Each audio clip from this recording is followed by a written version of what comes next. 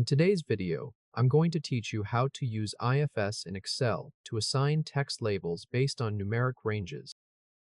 Open Excel on your computer, then open the workbook that contains your score data. In this demonstration, follow the layout on screen and apply the same steps to your own file. The scores should already be listed, and the grade results will go in column C. Click cell C1. Type grade as the header, then press enter. Click cell C2.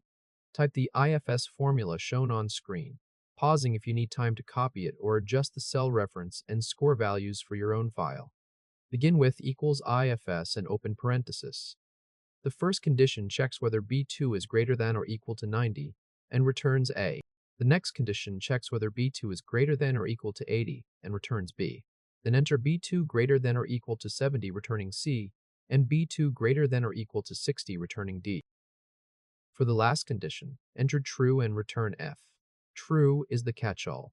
If none of the earlier ranges match, Excel returns F instead of an NA error for scores below 60.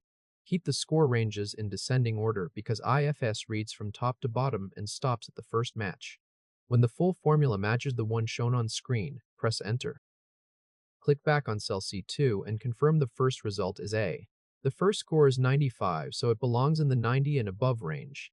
Look at the formula bar to confirm the complete formula is stored in that cell. Click cell C2 again. Move your cursor to the bottom right corner of the cell until it changes into a small black plus sign. That plus sign is the fill handle. Double-click it, and Excel fills the formula down to the last row of data. If double-clicking does not extend it, click the fill handle and drag down through row 11. Column C now shows a letter grade for every score. If this helped, hit like and subscribe for more quick tutorials. You should see A for scores 90 and above, B for 80 through 89, C for 70 through 79, D for 60 through 69, and F for anything below 60. All 10 rows should have grades with no errors, because IFS checked each range and returned the first matching label.